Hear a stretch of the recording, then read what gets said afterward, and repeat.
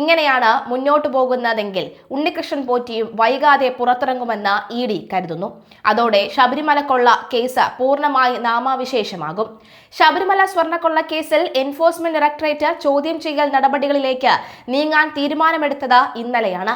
അടുത്തയാഴ്ച മുതൽ ED കൊച്ചി ഓഫീസിൽ പ്രതികളായവരുടെയും പ്രതികളാക്കാൻ സാധ്യതയുള്ളവരുടെയും ചോദ്യം ചെയ്യലുകൾ തുടങ്ങും. കേസുമായി ബന്ധപ്പെട്ടവർക്ക് നോട്ടീസുകൾ അയച്ചു തുടങ്ങി. ജയിൽ മോചിതനായ തിരുവിതാംകൂർ ദേവസ്വം ബോർഡ് മുൻ അഡ്മിനിസ്ട്രേറ്റീവ് ഓഫീസർ B മുരാരി ബാബുവിനുൾപ്പെടെ നോട്ടീസ് നൽകിയിട്ടുണ്ട്. ശബരിമല സ്വർണ്ണക്കൊള്ളയുമായി ബന്ധപ്പെട്ട ജനുവരി 20-ന് കേരളം, തമിഴ്നാട്, കർണാടക സംസ്ഥാനങ്ങളിലെ 21 ഇടങ്ങളിൽ റെയ്ഡ് നടത്തി നിരവധി രേഖകൾ പിടിച്ചെടുക്കുകയും ചെയ്തിരുന്നു. തിരുവിതാംകൂർ ദേവസ്വം ആസ്ഥാനത്ത് നിന്ന് നിർണായക രേഖകളും 20 മണിക്കൂർ നീണ്ടുനിന്ന പരിശോധനയ്ക്കിടെ ED സംഘം അത് പിടിച്ചെടുത്തിട്ടുണ്ട്. ഇവയെല്ലാം പരിശോധിച്ച ശേഷമാണ് ഫെബ്രുവരി ആദ്യവാരം ഹാജരാകണമെന്നാവശ്യപ്പെട്ട് ചിലർക്ക് നോട്ടീസ് അയച്ചിട്ടുള്ളത്. തിരുവിതാംകൂർ ദേവസ്വം ഉദ്യോഗസ്ഥരെയും വിശദീകരണം നൽകാൻ വിളിപ്പിച്ചിട്ടുണ്ടെന്നാണ് സൂചന. സ്മാർട്ട് ക്രിയേഷൻസ് ഉടമ പങ്കജ് ഭണ്ഡാരി ജയിലിലാണെങ്കിലും കമ്പനിയുമായി ബന്ധപ്പെട്ട ഉന്നത അധികൃതരിൽ നിന്ന് മൊഴിയെടുക്കും. കോൺഗ്രസ് നേതാവ് അടൂർ പ്രകാശിനെയും ED ചോദ്യം ചെയ്യൽ സാധ്യതയുണ്ട്. ED റെയ്ഡിന് പിന്നാലെ തന്നെ മുഖ്യപ്രതി ഉണ്ണികൃഷ്ണൻ പോറ്റിയുടെ 1.3 കോടി രൂപയുടെ സ്വത്ത് മരവിപ്പിച്ചിരുന്നു. റെയ്ഡിൽ ചെന്നൈ സ്മാർട്ട് ക്രിയേഷൻസിൽ നിന്ന് 100 ഗ്രാം തൂക്കം വരുന്ന സ്വർണ്ണക്കട്ടിയും പിടിച്ചെടുത്തിരുന്നു. ഉണ്ണികൃഷ്ണൻ പോറ്റി കട്ടളപ്പാളി കേസിൽ ജയിൽവാസം അനുഭവിക്കാൻ തുടങ്ങിയിട്ട് 90 ദിവസം ഫെബ്രുവരി ആദ്യവാരം പൂർത്തിയാകും. കുറ്റപത്രം സമർപ്പിക്കാത്തതിന് സ്വാഭാവിക ജാമ്യം കിട്ടുകയും ചെയ്യും. അതുകൊണ്ട് തന്നെ കോടതിയെ സമീപിക്കാതെ പോറ്റിക്ക് നേരിട്ട് സമൻസ് നൽകാനാണ് ED ആലോചിക്കുന്നത്. ജയിൽ മോചിതനാകാൻ കാത്തിരിക്കാനാണ് തീരുമാനം. സമാനമായി തിരുവിതാംകൂർ ദേവസ്വം ബോർഡ് മുൻ പ്രസിഡന്റ് A പത്മകുമാർ, സ്വർണ്ണ വ്യാപാരി ഗോവർദ്ധൻ തുടങ്ങിയവർ നിലവിൽ ജയിലിലാണ്. ഇവരെയും ചോദ്യം ചെയ്യാനായി കോടതിയെ സമീപിക്കേണ്ടതുണ്ടോ എന്ന ആലോചനയും നടക്കുന്നുണ്ട്. ദേവസ്വം ബോർഡ് മുൻ സെക്രട്ടറി S ജയശ്രീ, മുൻ എക്സിക്യൂട്ടീവ് ഓഫീസർ രാജേന്ദ്ര പ്രസാദ് എന്നിവരെയും ചോദ്യം ചെയ്യാൻ വിളിപ്പിച്ചേക്കും. ശബരിമല ക്ഷേത്രത്തിലെ ദ്വാരപാലക ശില്പത്തിലെ സ്വർണം അപഹരിച്ച കേസിൽ മുൻ അഡ്മിനിസ്ട്രേറ്റീവ് ഓഫീസർ S ശ്രീകുമാറിന് ജാമ്യം കിട്ടി. കൊല്ലം വിജിലൻസ് കോടതി ജഡ്ജി ഡോക്ടർ CS മോഹിതാണ് ഉപാധികളോടെ ജാമ്യം അനുവദിച്ചത്. ദ്വാരപാലക ശില്പക്കേസിലെ 6ാം പ്രതിയാണ് ശ്രീകുമാർ. അറസ്റ്റിലായി 43ാം ദിവസമാണ് പ്രതിക്ക് ജാമ്യം ലഭിക്കുന്നത്. ദ്വാരപാലക ശില്പപാളികൾ കടക്കുന്നതിന് ദിവസങ്ങൾക്ക് മുൻപാണ് അഡ്മിനിസ്ട്രേറ്റീവ് ഓഫീസറായി ശ്രീകുമാർ ജോലിയിൽ പ്രവേശിച്ചതെന്നും കേസിന് ആസ്പദമായ രേഖയിൽ ഒപ്പുവെച്ചത് ഉന്നത ഉദ്യോഗസ്ഥരുടെ നിർദ്ദേശപ്രകാരമാണെന്നുമുള്ള പ്രതിഭാഗവാദം കണക്കിലെടുത്താണ് ജാമ്യം. കേസ് അന്വേഷണം നിർണായക ഘട്ടത്തിലായിരിക്കുമ്പോൾ ജാമ്യം നൽകുന്നത് അന്വേഷണത്തെ ബാധിക്കുമെന്ന് പ്രോസിക്യൂഷനും വാദിച്ചിരുന്നു. ശബരിമല മുൻ അഡ്മിനിസ്ട്രേറ്റീവ് ഓഫീസർ മുരാരി ബാബുവിന് പിന്നാലെ ശബരിമല സ്വർണ്ണ അപഹരണ കേസിൽ ജയിൽ മോചിതനാകുന്ന രണ്ടാമത്തെ ആളാണ് ശ്രീകുമാർ. അതേസമയം ശബരിമല കേസിലെ മറ്റൊരു പ്രതി KP ശങ്കർദാസിന്റെ ജുഡീഷ്യൽ റിമാൻഡ് 14 ദിവസത്തേക്ക് ദീർഘിപ്പിച്ചു. ശാരീരിക ബുദ്ധിമുട്ടുകൾ കണക്കിലെടുത്ത് വീൽ ചെയറിലാണ് ശങ്കർദാസിനെ കോടതിയിൽ ഹാജരാക്കിയത്. ശബരിമലയിൽ വിവാദ സ്വർണ്ണക്കടത്ത് നടന്ന സമയത്ത് ദേവസ്വം ബോർഡ് അംഗമായിരുന്നു ശങ്കർദാസ്. ശബരിമല സ്വർണ്ണക്കൊള്ളയുമായി ബന്ധപ്പെട്ട കള്ളപ്പണ കേസിൽ മുൻ ദേവസ്വം മന്ത്രി കടകംപള്ളി സുരേന്ദ്രൻ അടക്കം 12 പേർക്ക് നോട്ടീസ് അയക്കാൻ EDക്ക് നിയമോപദേശം ലഭിച്ചു. സാക്ഷികൾക്കുള്ള സമൻസ് ആയിരിക്കും കടകംപള്ളിക്കും നൽകുന്നത്. മറ്റുള്ളവരുടെ വിവരങ്ങളും ED രഹസ്യമായി സൂക്ഷിച്ചിരിക്കുകയാണ്. കേസിലെ 1ാം പ്രതി ഉണ്ണികൃഷ്ണൻ പോറ്റി അടക്കമുള്ളവർക്കും സ്വാഭാവിക ജാമ്യം ലഭിക്കാൻ അവസരം ലഭിച്ചാൽ അതിനുശേഷം അവർക്ക് സമൻസ് നൽകാനാണ് EDയുടെ നീക്കം. കേസിൽ അറസ്റ്റിലായ പ്രതി മുരാരി ബാബു ജാമ്യത്തിലിറങ്ങിയതിനാൽ ബാബുവിനും സമൻസ് അയച്ചു. ഫെബ്രുവരി ആദ്യയാഴ്ച ഹാജരാവാനാണ് നിർദ്ദേശം. കൃത്യമായ ദിവസവും സമയവും ED കേന്ദ്രങ്ങൾ പുറത്തുവിട്ടിട്ടുണ്ട്. ഇതിലെ താരം കടകംപള്ളിയാണ്. അതിനാൽ അതീവ രഹസ്യമാണ് ചോദ്യം ചെയ്യൽ. കേരളത്തിൽ നിയമസഭാ തെരഞ്ഞെടുപ്പിന്റെ സമയമായതിനാൽ കടകംപള്ളിക്കെതിരായ ഏതു നീക്കവും CPMന് ദോഷം ചെയ്യും.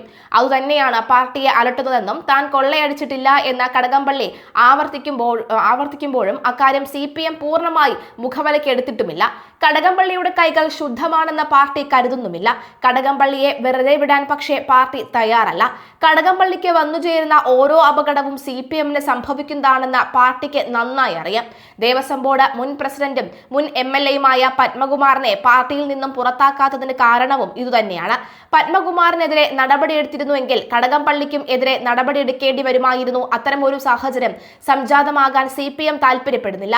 പ്രത്യേക അന്വേഷണ സംഘത്തിന്റെ കയ്യിൽ നിന്നും അന്വേഷണം അന്വേഷണത്തിന്റെ ചുക്കാൻ ഇഡി ഏറ്റെടുത്തതോടുകൂടി കടകംപള്ളിക്ക് അപകടം സംഭവിക്കുമെന്ന് CPM-ന് നന്നായി അറിയാമായിരുന്നു. ഇലക്ഷൻ പ്രഖ്യാപനത്തിന് മുൻപ് ശബരിമലയിലെ മുഴുവൻ പ്രതികളെയും ജയിൽ മോചിതരാക്കാൻ CPM ആഗ്രഹിച്ചിരുന്നു. നിയമസഭാ തെരഞ്ഞെടുപ്പിൽ ശബരിമല ഒരു വിഷയമേ ആകാതിരിക്കാനാണ് പാർട്ടി ശ്രമിക്കുന്നത്. കഴിഞ്ഞ തദ്ദേശ തെരഞ്ഞെടുപ്പിൽ ശബരിമല വിഷയം പാർട്ടിക്കുണ്ടാക്കിയ തട്ടുകേട് ചെറുതൊന്നുമല്ല. അതിനാൽ മാർച്ചിന് മുൻപ് ശബരിമല കൊള്ള തേച്ചുമായ്ച്ചു കളയാനാണ് ശ്രമം. അങ്ങനെ സംഭവിക്കാതിരിക്കാനാണ് ഇഡി കരുക്കൾ നീക്കിക്കൊണ്ടിരിക്കുന്നത്. ഇഡി പിടിമുറുക്കിയതിന് പിന്നാലെ ശബരിമല സ്വർണ്ണ കവർച്ച കേസിലെ ഒന്നാം പ്രതി ഉണ്ണികൃഷ്ണൻ പോറ്റിയുടെ വീട്ടിൽ പോയിട്ടുണ്ട് എന്ന് ദേവസ്വം മുൻ മന്ത്രി കടകംപള്ളി സുരേന്ദ്രൻ പറഞ്ഞിരുന്നു. ഇന്നത്തെ പോറ്റിയുടെ വീട്ടിലല്ല, അന്നത്തെ പോറ്റിയുടെ വീട്ടിലാണ് പോയതെന്നും കടകംപള്ളി പറഞ്ഞു. ഇക്കാര്യം SITയെ അറിയിച്ചിട്ടുണ്ട്.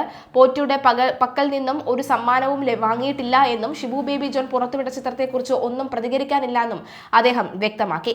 മന്ത്രിയായിരുന്നപ്പോൾ കടകംപള്ളി സുരേന്ദ്രൻ 2 തവണ പോറ്റിയുടെ വീട്ടിൽ വന്നിട്ടുണ്ട് എന്ന് പോറ്റിയുടെ അയൽവാസിയായ വിക്രമൻ നായർ മാധ്യമങ്ങളോട് പറഞ്ഞിരുന്നു. ഇതിനൊപ്പം പ്രമുഖരായ പലർക്കും സമ്മാനങ്ങളും മറ്റും നൽകിയിട്ടുണ്ടെന്ന് ഉണ്ണികൃഷ്ണൻ പോറ്റി SITക്ക് നൽകിയ മൊഴിയും പുറത്തുവന്നു. വിവിധ ഘട്ടങ്ങളിൽ പലരെയും കണ്ടപ്പോഴാണ് സമ്മാനങ്ങൾ നൽകിയതെന്നാണ് പോറ്റി പറഞ്ഞിരിക്കുന്നത്. ഇത്തരത്തിൽ പോറ്റി സന്ദർശിച്ചവരുടെ പട്ടിക ഇഡി ശേഖരിച്ചു കഴിഞ്ഞു. 2016-ൽ മന്ത്രിയായിരുന്നപ്പോൾ ശബരിമല ഉത്സവകാലത്ത് ഉണ്ണികൃഷ്ണൻ പോറ്റിയെ ശബരിമലയിൽ കണ്ടിട്ടുണ്ടെന്ന് കടകംപള്ളി പറഞ്ഞു. ഒരു സന്ദർഭത്തിൽ ശബരിമലയിലേക്ക് പോകുമ്പോൾ ഉണ്ണികൃഷ്ണൻ പോറ്റി ഫോണിൽ വിളിച്ച് കാരേറ്റുള്ള വീട്ടിൽ ഒരു കുട്ടിയുടെ ചടങ്ങുണ്ട്, അതിൽ പങ്കെടുക്കണമെന്ന് ആവശ്യപ്പെട്ടു. സ്നേഹപൂർവ്വമായ നിർബന്ധത്തിന് വഴങ്ങി പോലീസ് അകമ്പടിയോടെയാണ് പോറ്റിയുടെ വീട്ടിൽ എത്തിയത് എന്ന ഉള്ള വിശദീകരണം ഒക്കെ തന്നെ നമ്മൾ കേട്ട് തഴമ്പിച്ചതാണ്. ഏതായാലും ഈ ജയിൽ മോചിതരാകുന്ന പ്രതികളെ പിന്നീട് യാതൊരു തരത്തിലും നിയമത്തിന് മുന്നിൽ എത്തിക്കാനാവില്ല. കാരണം നിയമപരമായ കാര്യങ്ങൾക്ക് ഉണ്ടാകുന്ന സാങ്കേതികമായ താമസം പ്രതികളെ ഒരു വലിയൊരു അളവ് വരെ സഹായിക്കും. അതിനാൽ ഇലക്ഷൻ കഴിയുന്നതിന് മുൻപ് പ്രതികളെ പുറത്തെത്തിക്കാനാണ് സർക്കാർ ശ്രമിക്കുന്നത്. വിശ്വാസികളല്ലാത്തത് കൊണ്ട് തന്നെ പ്രതികളെ എന്തു തന്നെ ചെയ്താൽ സർക്കാരിന് ഒരു ചുക്കുമില്ല. ശബരിമല അയ്യപ്പന് എന്തിനാണ് സ്വർണം എന്നാണ് സഖാക്കൾ ഒളിഞ്ഞും തെളിഞ്ഞും ചോദിക്കുന്നത്. സ്വർണം കെട്ടത് വലിയ ഒരു അപരാധമായി സർക്കാരും CPM-ഉം കാണുന്നു പോലുമില്ല.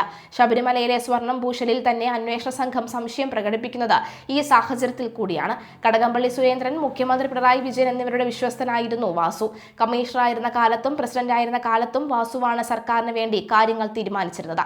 യുവതികളെ ശബരിമലയിൽ പ്രവേശിപ്പിച്ചത് ഉൾപ്പെടെയുള്ള കാര്യങ്ങൾ ക്രോഡീകരിച്ചത് വാസുവാണ്. പത്മകുമാർ പ്രസിഡന്റായിരുന്ന കാലത്ത് അദ്ദേഹത്തിന് അറിയായിരുന്ന പല കാര്യങ്ങളും തീരുമാനിച്ചത് വാസുവാണ്. പത്മകുമാർ സർക്കാരുമായി പിണങ്ങി മാറി നിന്ന കാലത്തും വാസുവാണ് കാര്യങ്ങൾ തീരുമാനിച്ചിരുന്നത്. ഇതാണ് ഇഡിയുടെ സംശയം. സർക്കാർ അറിയാതെ ശബരിമലയിൽ സ്വർണ്ണക്കൊള്ള നടക്കില്ല എന്ന് ഇഡി ഉറച്ചു വിശ്വസിച്ചിരുന്നു.